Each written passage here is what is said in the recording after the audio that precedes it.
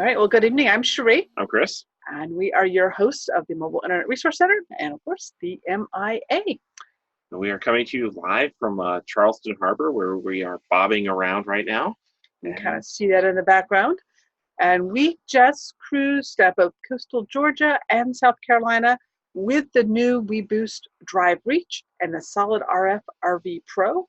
And we tested them head-to-head with the weBoost 4GX, which has been our tried and true booster for many years, and the Cel-Fi Go M, which is a unique digital booster. And what we're going to do in this presentation is we're going to overview these four different boosters and how they differ, so you can make a determination which one might be a fit for you. And then we'll give you our initial testing results. But please do not make any decisions based on this initial testing data, because we have been in phenomenal testing signal areas. We've been in a few semi-challenged areas, but they're the coastal Georgia and the Carolinas and stuff. People have a reputation for weak signals. You're miles from anywhere, and we would be miles from anywhere. But it's actually really kind of amazing at how good a modern LTE device can work with even a really kind of marginal signal. So much so that boosters don't have a lot of work to do, because you've got great long horizons, you've got lots of towers in the distance, and these modern devices do really, really well with them. And then with just a little bit of help with an antenna or something like that, they can do much better. So there's not a lot of necessarily room for boosters to really shine and show their edge case magic. And but we are about to package up all this stuff that's behind us and send it out to Joe, the computer guy, who is going to continue the testing. He is currently RVing out in the West and is in some really challenged areas. And weBoost did send him his own Reach to test with, and he already has a initial testing result with the Reach versus the 4GX that he included in our initial testing results. So first thing is, if you are just joining us, please do open up the testing lab report. I put a link in the chat room, or you can find it at rvmobileinternet.com/lab, and you want to open up the booster Bonanza. And those are the testing results that we will be walking you through. But first, we're going to give you an introduction to these four boosters and how they differ. Okay, do you want to start? Let's start with the tried and true. Okay. So this is the weBoost Drive 4GX. This came out in 2015, and it has been our tried and true cellular booster for LTE for many years. It has been our favorite. It works really, really well. If it's on, it's doing its thing. If it's off, it's not. And yeah, it's been the one we've pointed a lot of people to and say, if you really need a booster, this would probably be the one to get. And a lot of you probably have them or have experiences with them, and it's other than just the regular weaknesses of boosters, this has been a solid one. Top performer. We have tested with all the other ones that have come out since. SureCall came out with one last year that they claimed would be beating this one. In a couple locations it did, but this one still was the clear winner, and it has performed really well as far as mobile boosters go.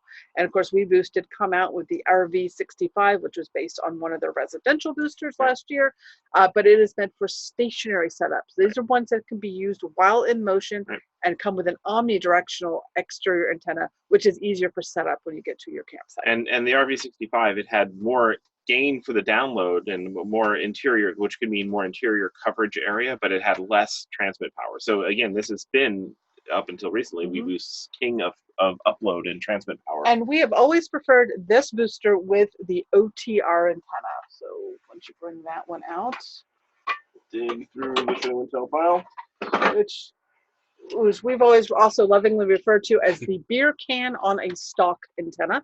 But this antenna is a very high gain and omnidirectional antenna, which means that the focus of this antenna is very narrow coming out of the beer can, which allows it to have a higher gain on it. And it does come on... comes out like a big flat pancake or donut out of that. Yeah. The new one now is adjustable, so you could actually leave one of these stalks out. So there's actually, this, you can put it this way so you can see a little bit just how long this is. When you put it together, you pick whether you want just this base. This is the minimum length you have here. You can have one extension piece or two extension pieces, so it could actually be another length higher. And then the wire comes out the bottom, and then it's got a spring mount that you can use if you're using all three. They say don't use the spring mount, but if you're using two, you can use the spring mount, and it gives a little give if it hits something. And then a clamp for you can put this on a ladder, or intended for like a trucker's side mirror. But a lot of RVers have gotten around the height of this by putting it on a retracting base on their roof so that before they leave their campsite, they just retract it down, like maybe using an old bat wing antenna, or Joe in his testing, he actually has a marine antenna mount that he manually gets up on his roof and retracts this before he travels. So because if you're already in a tall RV, this is going to exceed the max height. So that has been our tried and true combination for many years. So this is a great antenna. We still love this antenna. And the quick update on the 4GX is it's still a really good booster. You know, so if you've got it, you don't have to rush out and upgrade anything. That is a take home. If you're looking for an upgrade, maybe let's hold out. Don't rush out. Rush out to get an upgrade. All right. So this is the weBoost Drive Reach. This is their brand new booster that came out just about a month ago in late May. Comparison, it's very similar in size. It's a little, it's actually quite a bit heavier because it's got a big heat sink on top.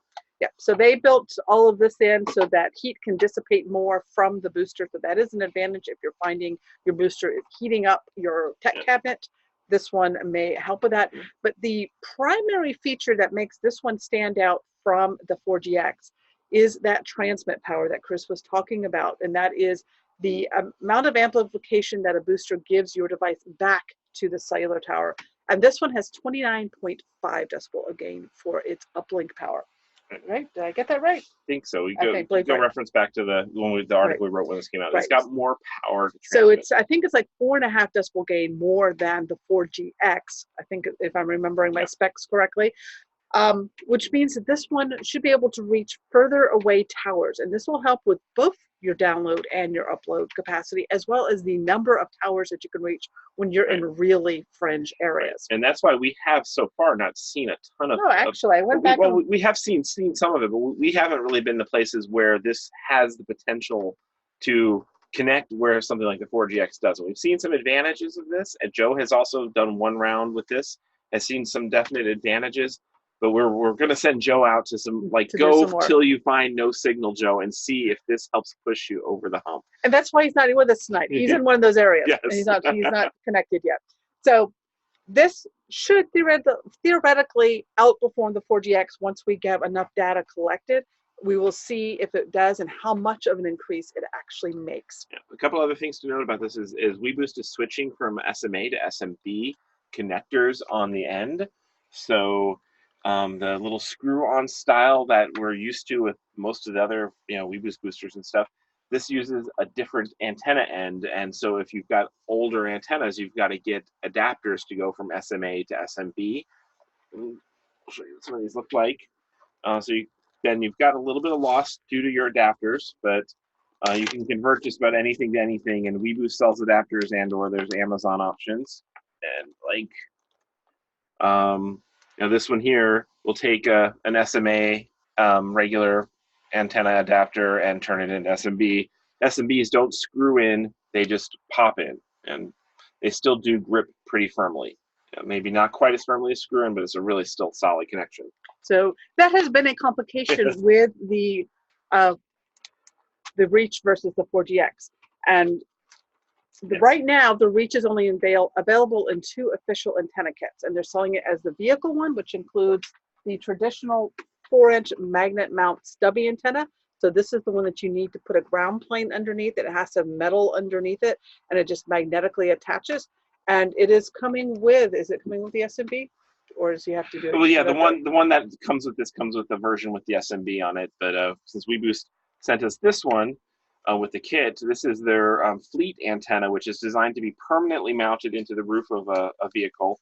And then you've got kind of this jack on the top. And this is kind of a standard thing for like police cars and stuff like that. And this is their original target market, but they're thinking if Class Bs might start putting these things up here with the antenna pre-wired in, and then you could just screw the fleet antenna on from the outside. So we haven't been able to test this because you need to have this mounted also kind of on the metal roof of the vehicle. I don't have metal drilling tools aboard my boat to go and actually even replicate. So we did not test that one. We could not test that one. So, but the antenna's got decent specs. It should perform well, but we cannot confirm. The little stubby antenna is a tried and true antenna. They have used this antenna on almost every booster kit that has ever come out. But at present time, these are the only 2 antenna kits that the red booster is available with. And I did get confirmation from weBoost. This is still kind of off the record. It's going to be until next year that they come out with other antenna kits, they told us. Right, so it'll take a while, but you can and you can officially use, you're not even bending the rules. You can use other weBoost antennas. They've all been tested with this. You just need to buy them separately and get the adapters and stuff like that. So we've been testing this with the OTR antenna and everything else. That way, when that kit comes out, you'll have that data available. Or if you want to get an adapter and use it with the current OTR antenna, that is an option. Yes. Okay. Is there anything else on these two? Oh, and it uses a completely different power supply too. So weBoost in the past has used their little 6-volt power supplies and stuff. This actually runs off a different voltage, so do not mix and match your power supplies from any other prior weBoost gear. And they're not selling the power supplies separately yet and stuff. So you've got to jump through some hoops with power supplies. You can buy them; they come as the kit, but the two kits are different. The Fleet kit comes with a direct wiring kit to wire directly into something, and only the vehicle kit comes with a cigarette lighter adapter. So keep that in mind when you're buying. And their new social media team is a bit new, and they had a lot of confusion over the devices that we needed to be testing, and they sent us the Fleet kit, which made it very difficult for us to test. We had to order a bunch of spare parts and wait for things to get it into testing. It was extremely... But yeah, we were able to improvise. We got it. We got it done. All right. The other booster that has hit the market is brand new. This one just came out on June 20th, so just a couple weeks ago. This is the SolidRF RV Pro. And what makes this one unique is this whole contraption is actually installed on the top of your RV's roof. And the antenna, this is the exterior antenna, is really, it only has like a 1-foot cable going between the amplifier, which is this white disc, and the antenna, which will minimize the signal loss between the antenna and the booster. And that alone should make a huge difference in performance. Somewhat of a difference. Should, theoretically. And then inside, a wire comes down from this to the inside kind of control brain. This powers this over the coax wire, so it sends the power up to that. And you'll notice on here there's also a second jack. So this is the inside antenna, and this is also where you plug in the power supply. And it has a second jack, and it is this one. No, not that one. This one over here. We have a lot of antennas. You have, there you go, another inside antenna. So you can have 2 inside boosted zones. And this is kind of a unique feature of this, is you can hook this up, and they give you some, actually in the kit, some extension cable so you can get this placed where you need it. And you can have then, one thing in your tech cabinet and one thing further away. And so far in our testing and the kind of coverage areas we've been in, both zones are working. This zone is giving you a good second boosted area. Actually, in our testing, this is giving the better boosted area. They think they have sent us a defective primary antenna. Maybe. I'm not convinced. I think it might have just been some of just the placements and the signals and stuff, but it's overall working. It does have some constraints on how you install this. So they really want this to be installed directly underneath this, with 4 feet of separation, but not to the sides. They want you to minimize the side-to-side distance, because that minimizes the potential for oscillation, because these antennas have kind of a dead zone above them and a dead zone below them. So they want to have these kind of stacked, and then this to be at least 12 feet away horizontally. So they've got some pretty strict rules on how you install this. That could be a and it is completely optional to use a second antenna if you don't need that second boosted zone. We have not yet tested if that gives you better signal with the primary antenna or not. So we have had a few concerns with this. Some is right here, and obvious when you look at it, is it's been outside for less than a month, and it is rusting all around the edges of the bracket and such. It actually left some rust stains on our vinyl upstairs. We left this sit out. And also even the screws on the top. I don't know if you can see that. You can kind of see, yeah, there you go. Some of the screws are also rusting. We did send SolidRF pictures of this. Their claim is they sent us a bracket that was not powder coated, and they're sending us a new one. But that does give me some consideration about their attention to detail. And also we kind of saved their bacon in this regard. Is they include both an AC and a DC power supply with this to plug into that inside antenna. And when I'm setting things up, I noticed that their manual had these, which cable goes and where backwards. So it's like, okay, you've got your manual backwards. Which one is it? And they're like, oh, we got to fix our manuals and reprint them all. And then I'm like, well, wait, your DC power supply has a plug that doesn't fit into the end there. It's a bigger barrel on it. It doesn't work. And they're like, oh my God, we ordered the wrong DC power supplies. We need to go fix all our kits. So those two big things, they're scrambling to fix. But I mean, that does happen. You know, we get stuff pre-release, and it's good that we catch this sort of thing, but definitely wait for confirmations that everything is fully fixed. Right. They have been extremely responsive. Yes. I have been impressed with the individuals that we've been working with at SolidRF. They're really committed to the RV market. They're excited about it. They really are taking feedback. You know, they're not being defensive at all. They're really kind of eager and excited about the market. And one other thing that this is kind of unique about this is while this booster's powered on, you will see a Wi-Fi hotspot appear. And you'll be like, what? Why am I seeing SolidRF Wi-Fi hotspot? And it's got kind of a secret password now because it's not a ready-to-go feature yet. But that Wi-Fi hotspot, you'll be able to connect to it with an app and control the booster to turn on and off bands and maybe adjust some settings on it. So it's got a brain in it that you can do some adjustments on once they release that app. But they have not committed to what the features are going to be yet. They're still working on developing those. We do have a copy of the app and we're giving them feedback on it. So that is an interesting feature on it. It's a very unique entry into the booster market.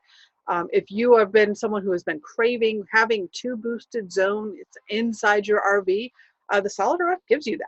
And so far in our testing, both of those boosted zones have been usable. Yeah, and now what the real test will be is how usable they are in a really weak signal area, and that will be kind of the test because boosted zones get smaller and smaller as the outside signal gets weaker, and we'll see if the second zone evaporates into nothing or not. So that'll be a challenge for Joe. Now, as far as specifications on it, they all have the same downlink gain of 50 decibel. We're talking the uplink gain is where not all of them, because we're talking about the analog ones so far, the ones we've discussed so far. Right. What makes them all different is that uplink power, and we talked about the 4GX being somewhere around 26, the Reach being 29, the SolidRF is somewhere in between. I forget the exact number, so I'm not going to quote it. I think it was around 27.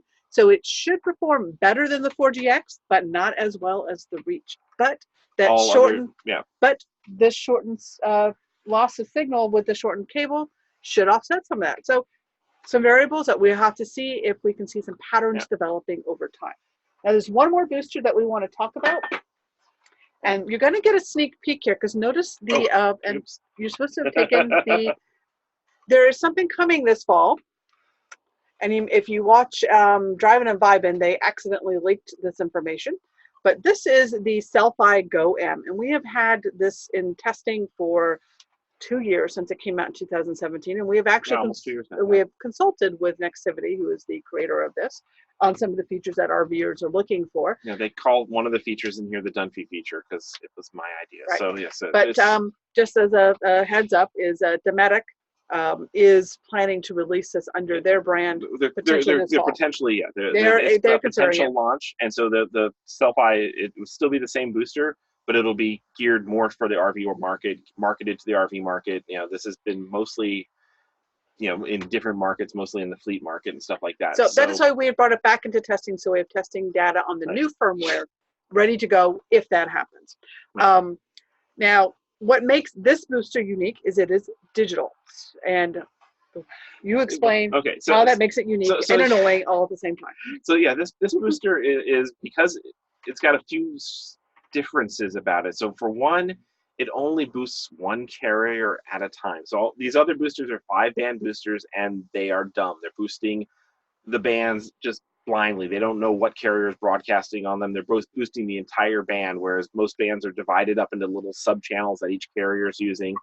This is a digital booster that knows the carrier you're boosting. So if I got it in Verizon mode, it will only boost the frequencies that Verizon is using, and it'll only boost if there's a band that is being partially used by Verizon, partially used by AT&T. It's only boosting that little slice that is Verizon. It's just focusing on one carrier at a time. Which means that according to the deals they've worked out with the FCC, they are allowed to be a much stronger downlink gain. So 65 is 65, and it's still a mobile booster. And you can actually flip a switch on this on their app and put this into stationary mode, and it will go to 100 dB gain. So it can be for downlink gain. So it can be a massively more powerful downlink booster.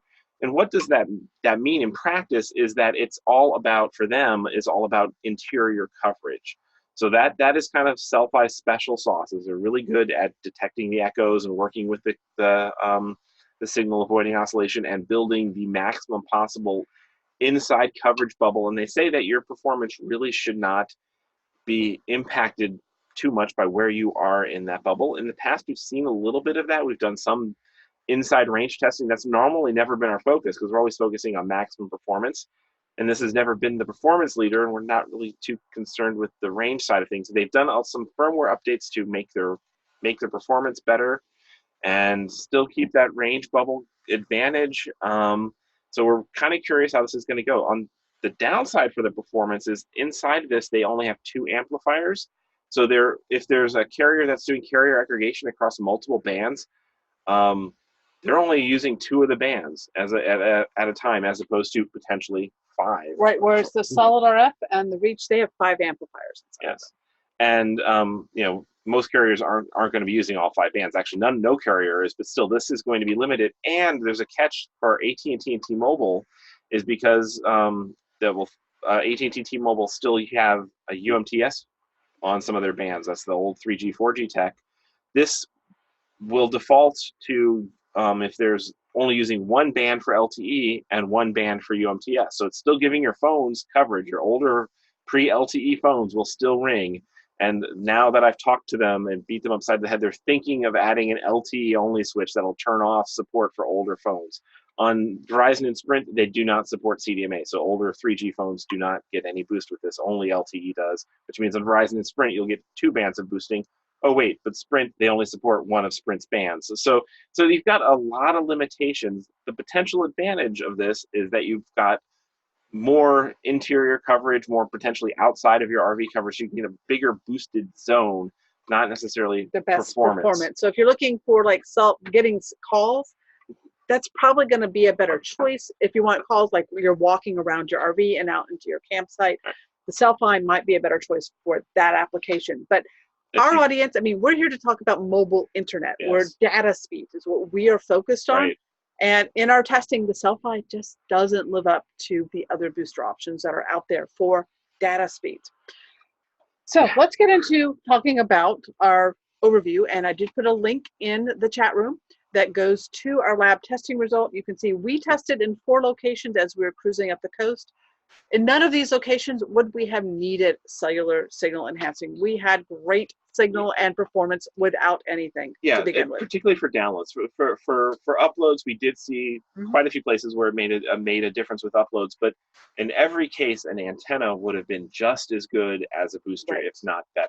Right, and actually, we did test, in addition to the boosters, show them our new... Well, let me show you the Cel-Fi's antenna too. Really robust. This is their OTR antenna that really comes with their impressed with it's a very nicely built antenna. And then the new one, that's just a single antenna for a booster. This is a new one that the folks at Live and Light just sent us. This is the Poynting 402. It is a NEMO antenna. So there are 2 antennas inside of it. Cables coming down. I got we have 9 adapters on them. We've been testing with those, but it comes with SMA, so it's designed to go into a router. It does also support 2.4 gigahertz Wi-Fi, so you can use it for that purpose as well, but not simultaneously. So this monster of an antenna is great for marine use because boats typically have room to mount this. If you're mounting this on an RV, you're definitely going to want some sort of retracting cable on it. And this is a typical marine mount like Joe is using with his 4GX that you can just ratchet, grab the handle, and then fold something down. Right. So most marine mounts you can see it is a beast of an antenna. Well, it's just as tall as... It's not as tall as the OTR with its 2 stalks. Yeah, so the OTR is taller. It's really hard to... so yeah, they're at the base. But the OTR, you can adjust your stalks and stuff as well. But it is a big antenna. We are finding great performance with this. It is a great always on. We've always been looking for something that, we love the little Netgear, the little directional Netgear $30 MIMO antenna, but you have to aim it at each location, and you have to keep it within 3 feet of your hotspot, which is not always practical, but it performs great across the board. So it's worthwhile having on. Our Poynting antenna we're is probably going to make this our new this one's probably going to become our default antenna on the boat because it is giving us the performance of the Netgear MIMO without having to aim it. Downside is this is a $400 antenna. $30, $400. There's a big consideration there. But if you're thinking of spending $400 on a booster, maybe you should consider spending that on an antenna instead. It's something to keep in mind. Yep. But anyway, so just a quick rundown. I did a tally of what was the best in each location. Chris and I tested in 4 locations. We tested both on Verizon and AT&T. And Joe has gotten 1 testing result in, and he only has the Reach and the 4GX so far. We're about to send him a Cel-Fi and the SolidRF so he can actually continue this testing for us in a lot more remote locations. So I can focus first on our testing. In our 4 locations, so we did a total of 8 tests. In one place, MIMO, that's here in Charleston, we are urban. On AT&T, our devices all have internal 4x4 MIMO. On AT&T, the 2x2 MIMO external is the first place we've seen where it did not beat the internal 4x4. So I'm going to say we had 7 MIMO testing results to actually go by. In 2 locations, Netgear MIMO won. In 4 of the tests, the Poynting, the big white antenna won. And in 2 locations using 2 stubby antennas. Where did the double stubbies go? Whatever. 2 of these style of antennas on a ground plane beat out the MIMO antennas. So just to give you a quick rundown on the MIMO. There was no strong losers. They were all bunched up pretty close. They were all winners. Most of them beat out the boosters, frankly. Yes. Okay, so looking at boosters, and we're looking at the SolidRF, the 4GX Reach, the Cel-Fi, and whichever one I did never mention. No case did the Cel-Fi win. So let's just put that out there. The 4GX won 3 times. The Reach won 3 times, and the SolidRF won twice. So they're all kind of neck and neck, actually, at this point. But let's make things even more confusing. On the 4GX, out of those 3 tests that it won, 2 tests were with the stubby antenna. No, sorry. 1 test was with the stubby antenna. 1 was with the marine antenna that we're also testing here on the boat. And 1 test was with the OTR. So there's no clear winner. Yeah, and that's basically because we're in areas that there's lots of towers and lots of bands in active use, and the devices are picking between them. So it's not. We did our best to get a lot of consistent results, but these patterns were showing up, but they would change if we went half a mile away. Right. There's so much variation going on in the kind of signals we're finding here on the East Coast and the Low Country, where there's multiple towers, a lot of flat land, and multiple towers that we can be connecting to. So testing is difficult. And sometimes, we're showing you 1 set of data in those testing results. Usually we've thrown out 4 where we've gotten 5 or 6 or 10 or 30. And because so inconsistent, and this is a very different environment than you'd have out west, where there's towers are much fewer and far between. There's mountains and there's reflections, and there's a totally different kind of environment. So we're very much looking forward to the sort of testing in places we can get Joe to go. Right. On the Reach, 2 times the stubby antenna, the one that comes with the vehicle kit, won, and the OTR won once. Yeah. And one trait where also is in strong signal areas, or in urban areas where you're closer to towers, lower gain antennas have an advantage potentially because they're picking up signals from more of the horizon, more of the directions, as opposed to that flattened out pancake of a high gain antenna, which is more optimal for when you're further from a tower. Right. And then on the SolidRF one time we got the best results with that interior tower antenna, and 1 time we got it with the secondary antenna was the best. So we have put an inquiry into SolidRF as to why the secondary antenna is sometimes outperforming the primary antenna. So we shall see what comes of that. And some of that also could be that the hotspots might be using bands that the boosters don't know about, and so they're having their performance just change from where they are located inside the thing. So a lot of variables. Yeah, so basically, if you're looking for a clear winner out of this results, sorry. But the good news is all of them actually were showing. We're always looking for, are these boosters duds, and we have seen that in the past. And so all of these do the basics. They're all working and boosting the signal, Right. doing And their job. I think a decision will come down to the form factor that you're Mhm. looking for in your own travels.